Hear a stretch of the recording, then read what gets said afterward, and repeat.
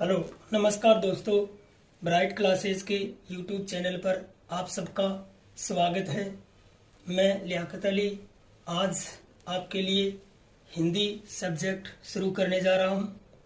आशा है सबको पसंद आएगा। और ये जो हिंदी भाषा है ये रीट, पटवार, असाई सबके लिए महत्वपूर्ण विषय है और आज हम हिंदी शुरू करने जा रहे हैं। तो चलिए प्रारंभ करते हैं। तो हिंदी क्या है? एक भाषा है। जिस तरह से संस्कृत, पंजाबी, गुजराती, मराठी, नेपाली आदि भाषाएं हैं, उसी तरह से हिंदी भी क्या है? एक भाषा है। तो हिंदी क्या है? एक भाषा है।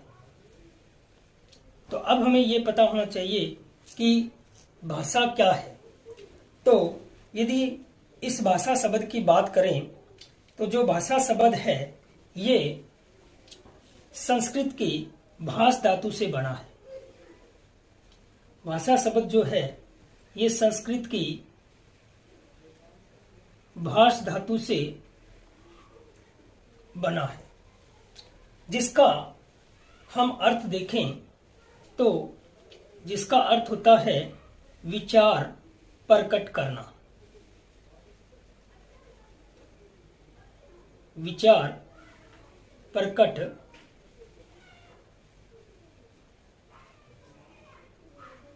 करना। तो इस तरह से हम देखें तो भाषा जो है वो हमारे विचारों या भावों को प्रकट करने का एक माध्यम या साधन है। तो भाषा है वो हमारे विचारों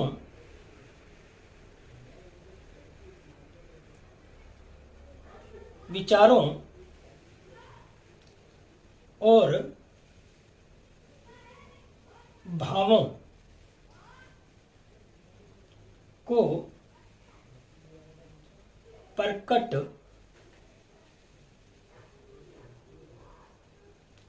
करने का एक साधन या माध्यम है। तो भाषा है वो हमारे विचारों और भावों को प्रकट करने का एक माध्यम है। जिस तरह से मैं आपको पढ़ा रहा हूं और आप मुझसे पढ़ रहे हैं, तो हमारे जो विचारों का ये जो आदान प्रदान हो रहा है ये किसके जरिए हो रहा है? ये इसी भाषा के माध्यम से हो रहा है। तो फिर हम देखें कि भाषा और बोली में क्या फर्क होता है। तो यदि मैं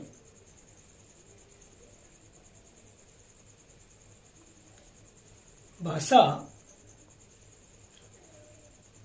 और बोली की बात करूं तो इन दोनों में क्या अंतर होता है। तो यदि हम देखें तो भाषा जो होती है ये एक विस्तृत क्षेत्र में बोली जाती है। तो भाषा एक विस्तृत क्षेत्र में बोली जाती है, लेकिन ये जो बोली होती है जिसे हम उपभाषा भी कहते हैं, बोली को हम उपभाषा भी कहते हैं, जो एक सीमित क्षेत्र में बोली जाती है। यानी जो सीमित क्षेत्र में बोली जाती है उसे क्या कहेंगे? बोली कहेंगे। तो भाषा और बोली में क्या अंतर होता है? भाषा जो होती है वो एक विस्तृत क्षेत्र में बोली जाती है, जबकि बोली जो होती है वो एक सीमित क्षेत्र में बोली जाती है। दूसरी यदि हम देखें तो भाषा का क्या होता है? एक निश्चित व्याकरण होता है। भाषा का क्या होता है? व्याकरण होता है, लेकिन बोली का कोई व्याकरण नहीं होता।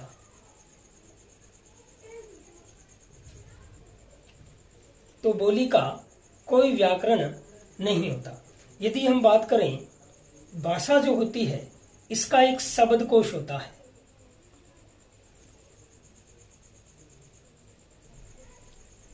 भाषा का शब्दकोश होता है, लेकिन यदि हम बात करें बोली की तो इसका कोई शब्दकोश नहीं होता।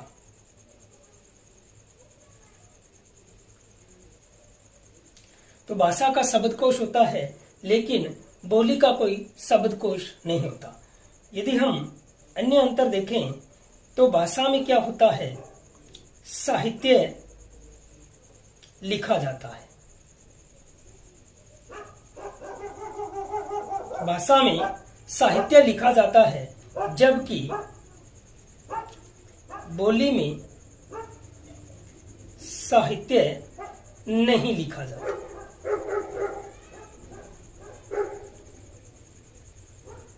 तो बोली में साहित्य नहीं लिखा जाता। तो ये भाषा और बोली का अंतर होता है। आपसे प्रश्न पूछा जाए कि भाषा और बोली में क्या अंतर होता है, तो हम देखें कि भाषा जो होती है वो एक विस्तृत क्षेत्र में बोली जाती है, जबकि बोली जो होती है वो एक सीमित क्षेत्र में बोली जाती है। भाषा का एक अपना निश्चित व्याकरण होता है, लेकिन बोली का कोई व्याकरण नहीं होता। भाषा में शब्दकोश होता है, लेकिन बोली का कोई शब्दकोश नहीं होता। भाषा में साहित्य लिखा जाता है, लेकिन बोली में कोई साहित्य नहीं लिखा जाता। हाँ, लेकिन यदि बोली है ये धीरे धीरे अपना एक विस्तृत क्षेत्र अपना ले और विस्तृत क्षेत्र के साथ साथ इसका एक व्याकरण रूप भी हो जाए और इसमें साहित्य भी लिखा जाने लगे, तो इसका मतलब ये हुआ बोली जो है वो अपना भाषा का रूप ग्रहण कर रही है। तो बोली भी भाषा का रूप ग्रहण कर सकती है यदि इसमें एक निश्चित व्याकरण हो और इसका क्षेत्र भी विस्तृत हो जाए और इसका एक निश्चित शब्दकोश बन जाए और इसमें साहित्य भी लिखा जाए, तो जो बोली है वो भी एक भाषा का रूप ले लेती है। तो ये तो था भाषा और बोली में अंतर। अब हम देखें कि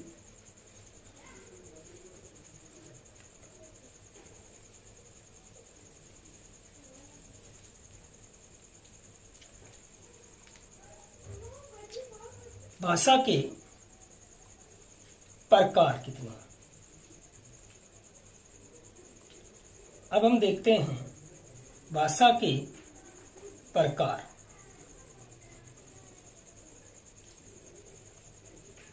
यदि भाषा के प्रकार की बात करें तो भाषा के मुख्य रूप से दो प्रकार होते हैं। नंबर 1 होता है मौखिक और नंबर 2 होता है लिखित।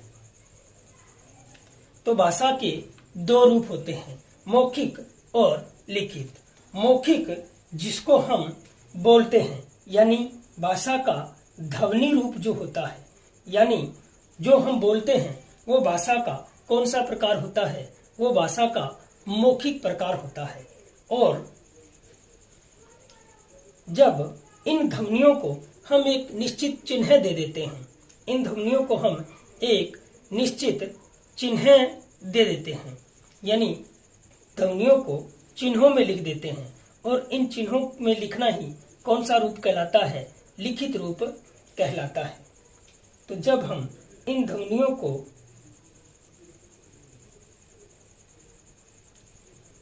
चिन्ह रूप दे देते हैं, इन ध्वनियों को एक निश्चित चिन्ह रूप दे देते हैं, तो वो भाषा का एक लिखित रूप हो जाता है। तो ये भाषा के प्रकार थे। तो भाषा के प्रकार कितने हैं? 2। एक मौखिक रूप होता है और एक लिखित रूप होता है, लेकिन अन्य विद्वान इसका तीसरा रूप भी मानते हैं।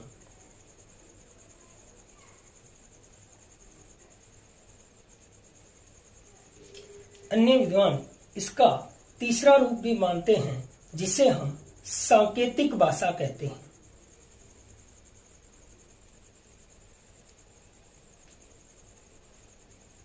जिसे हम सांकेतिक भाषा कहते हैं, जो संकेतों के माध्यम से दर्शाई जाती है। भाषा के प्रकार पूछे तो 2 हैं, मौखिक और लिखित। उसके बाद हम देखें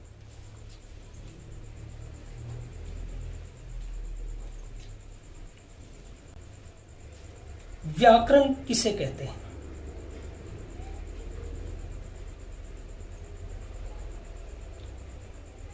व्याकरण किसको कहते हैं? तो भाषा को भाषा को शुद्ध रूप से लिखने और बोलने की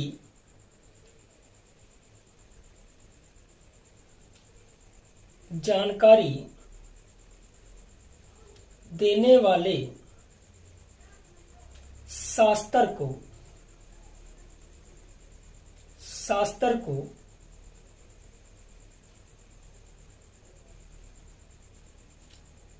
व्याकरण कहते हैं। तो व्याकरण क्या है?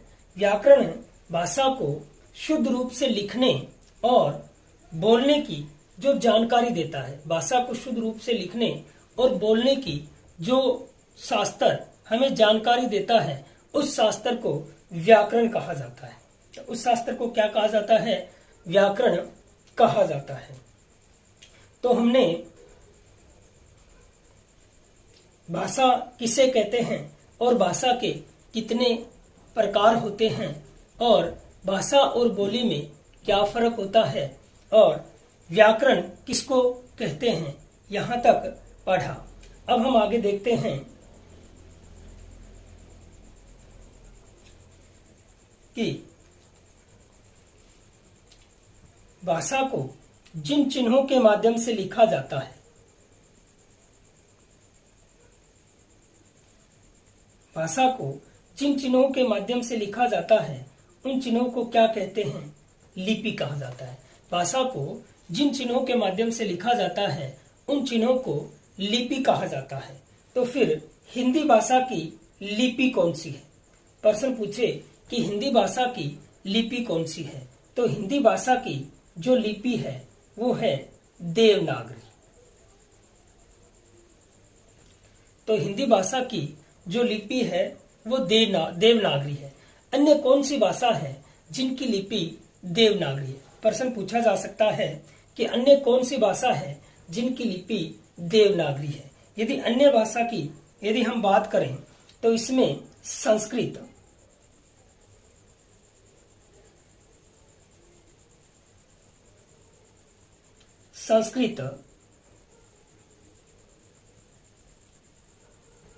नेपाली, मराठी,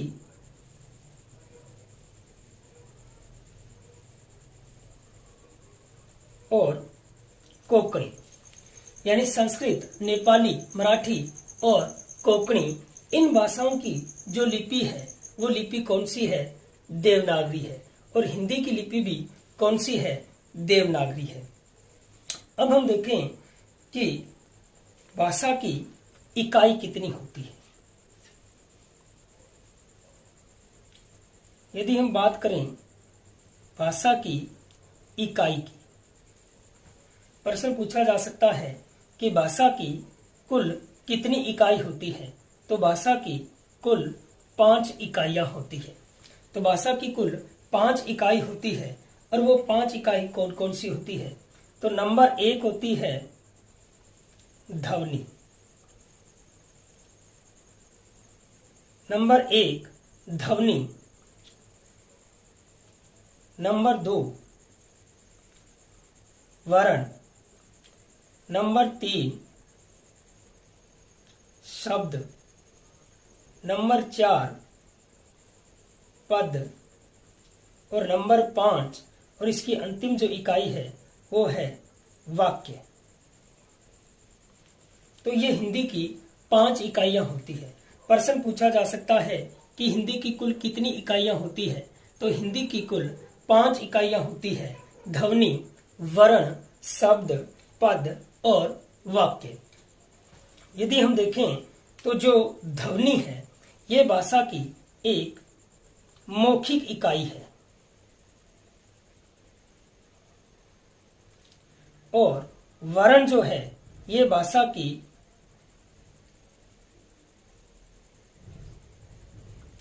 लिखित सबसे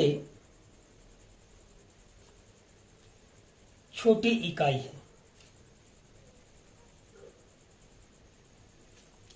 और शब्द जो होती है ये सार्थक सबसे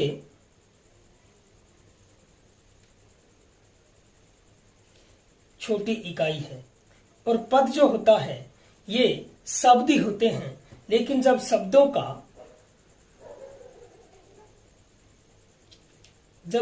का वाक्य में प्रयोग कर लिया जाता है तो वो पद कहलाते हैं। और वाक्य जो है यह सार्थक सबसे बड़ी इकाई है। तो ये हिंदी की 5 इकाइयां हैं। प्रश्न पूछा जा सकता है कि मौखिक आधार पर भाषा की सबसे छोटी इकाई कौन सी है। तो मौखिक आधार पर भाषा की सबसे छोटी इकाई जो होती है वो ध्वनि होती है। और यदि प्रश्न पूछे कि लिखित रूप से सबसे छोटी इकाई कौन सी है, तो लिखित रूप से सबसे छोटी इकाई है वो वर्ण है। और अर्थ के आधार पर यदि हमसे पूछे कि अर्थ के आधार पर सबसे छोटी इकाई कौन सी है, तो अर्थ के आधार पर भाषा की सबसे छोटी इकाई जो है वो शब्द है। और भाषा की सबसे बड़ी इकाई कौन सी है, तो भाषा की सबसे बड़ी इकाई जो है वो वाक्य है। प्रश्न पूछा जा सकता है कि अर्थ के आधार पर सबसे बड़ी इकाई कौन सी है, तो अर्थ के आधार पर सबसे बड़ी इकाई पूछे तो वो भी वाक्य है। यदि हम देखें भाव या भावार्थ के आधार पर सबसे छोटी इकाई हमसे पूछे तो वो वाक्य है। तो वाक्य जो है वह भाव या भावार्थ के आधार पर, भाव या भावार्थ के आधार पर यदि हमें सबसे छोटी इकाई पूछे तो वो वाक्य है। तो सबसे छोटी इकाई भाव या भावार्थ के आधार पर सबसे छोटी इकाई पूछे तो वो वाक्य है। तो ये हमने हिंदी भाषा की 5 इकाइयों के बारे में पढ़ा है। सबसे छोटी इकाई ध्वनि, ध्वनि के बाद में वर्ण, वर्ण के बाद में शब्द, शब्द के बाद में पद और पद के बाद में वाक्य। ये हिंदी की 5 इकाइयां हैं। यदि हमसे पूछे कि हिंदी भाषा के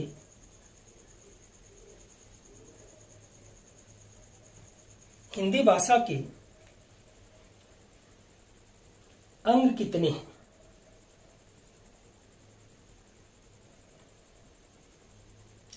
हिंदी भाषा के या व्याकरण के अंग कितने हैं। यदि हिंदी भाषा के अंग या व्याकरण के अंग पूछे तो वो 3 हैं। सबसे पहला जो अंग है वो है वर्ण, और दूसरा जो अंग है वो है शब्द, और तीसरा और सबसे अंतिम जो अंग है वो है वाक्य। हम देखें तो शब्द और ये वाक्य हैं, ये क्या है, एक सार्थक इकाई है और सार्थक अंग भी है। यदि हमसे प्रश्न पूछे कि भाषा के कितने अंग हैं, भाषा के कितने अंग हैं जो सार्थक हैं, तो भाषा के 2 अंग सार्थक हैं, शब्द और वाक्य। तो ये हमने भाषा के बारे में कुछ मुख्य महत्वपूर्ण बातें पढ़ी। उम्मीद है ये आपको पसंद आई होगी और इनमें से बहुत सारे प्रश्न आते हैं। अब गलती नहीं करोगे उन प्रश्नों में। तो आगे का वीडियो कल लेके आएंगे। धन्यवाद, नमस्कार।